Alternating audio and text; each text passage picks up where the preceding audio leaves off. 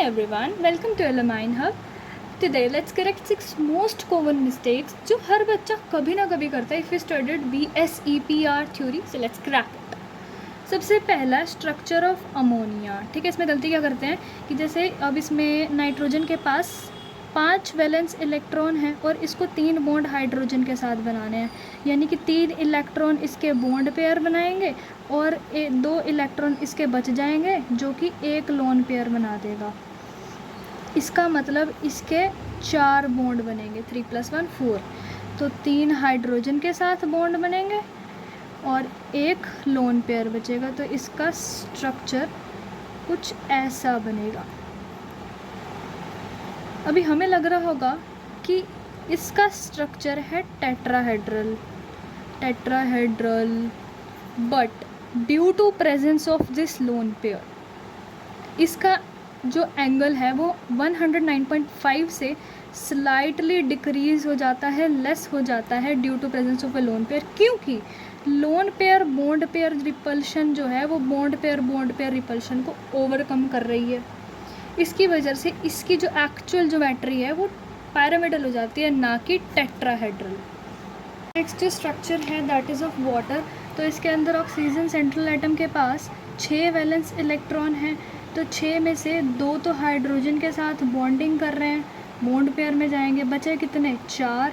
वो जो 4 हैं वो बनाएंगे लोन पेयर्स. कितने लोन पेयर? 2 lone pair. तो 2 हमारे पास हो गए बॉन्ड पेयर, 2 हो गए लोन पेयर, यानी कि 4 इलेक्ट्रॉन पेयर्स हो गए. दोबारा से इसकी ज्योमेट्री टेट्राहेड्रल बोलोगे? नहीं, अगेन गलत. रीज़न क्या है?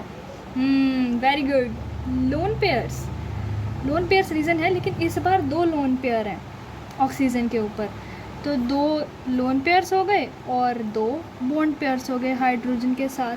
तो इसका स्ट्रक्चर टेट्राहेड्रल जैसा ना होते हुए बेंट या फिर एंगुलर है. टेट्राहेड्रल जैसा ना होते हुए बेंट या फिर एंगुलर बनेगा. एक आयन का भी डिस्कस कर लेते हैं, जैसे कि एक है हाइड्रोनियम आयन. तो इसका सेंटर एटम है ऑक्सीजन. इसके पास भी 6 वैलेंस इलेक्ट्रॉन है. 3 तो देखो, 3 इलेक्ट्रॉन तो हाइड्रोजन के साथ बॉन्डिंग में यूज़ हो गए इसके.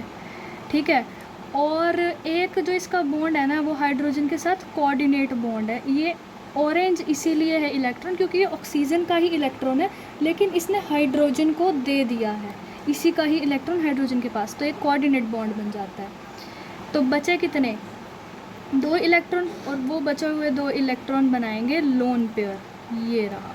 तो अभी भी तुम्हें ऐसा लगेगा कि ये टेट्राहेड्रल है इलेक्ट्रॉन पेयर ज्योमेट्री के हिसाब से, लेकिन नहीं, क्योंकि इसके अंदर प्रेजेंस ऑफ लोन पेयर है, इस वजह से इसका एंगल स्लाइटली डेविएट हो जाएगा. 109.5 डिग्री से डिक्रीज़ हो गया 107 डिग्री हो जाएगा और स्ट्रक्चर हो जाएगा पैरामिडल. अब ये वाला एग्जांपल भी है तो पिछले वालों की तरह, लेकिन इस क्वेश्चन में गलती होती है स्ट्रक्चर बनाने में. Let me draw the structure. देखो, सबसे पहले तो ये जो 2 फ्लोरीन है एक्सियल पोजीशन वाले, ये एक्सियल होती है, और ये जो ट्रायंगल वाला प्लेन है ये इक्वेटोरियल पोजीशन होती है.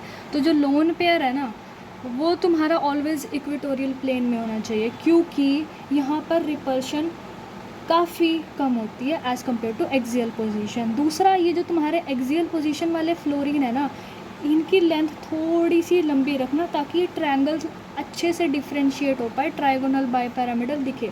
But due to presence of lone pair इसकी ज्योमेट्री ट्राइगोनल बाइपैरामिडल नहीं होती, सी सॉ शेप की होती है. क्लोरीन ट्राइफ्लोराइड तुम्हारे लिए होमवर्क है. बस ध्यान रखना जो लोन पेयर है वो इक्वेटोरियल प्लेन में ही रहे. अभी ICl2 नेगेटिव आयन को थोड़ा ध्यान से देखना. अब आयोडीन की वैलेंस शेल कॉन्फ़िगरेशन यहाँ पे मैंने लिख दी है. तो इसके वैलेंस शेल में 7 इलेक्ट्रॉन है. अगर इसको कहीं से एक इलेक्ट्रॉन मिल जाए तो इसका ऑक्टेट पूरा हो जाएगा. तो ये क्या करता है, Cl से एक इलेक्ट्रॉन ले लेता है इन कोऑर्डिनेट बॉन्ड. ठीक है, तो मैंने इसके आसपास 7 इलेक्ट्रॉन ड्रॉ कर दी, और ये इलेक्ट्रॉन ऑरेंज इसीलिए है क्योंकि ये इसने कोऑर्डिनेट बॉन्ड में लिया है. तो एक इलेक्ट्रॉन ICl बॉन्ड बना रहा है और एक कोऑर्डिनेट बॉन्ड बन रहा है. यहाँ पे एक क्लोरीन के साथ बॉन्ड बन रहा है और एक इलेक्ट्रॉन क्लोरीन के साथ कोऑर्डिनेट बॉन्ड में है. तो कितने पेयर्स हो गए? एक ICl बॉन्ड और एक ICl कोऑर्डिनेट बॉन्ड और 3 लोन पेयर्स.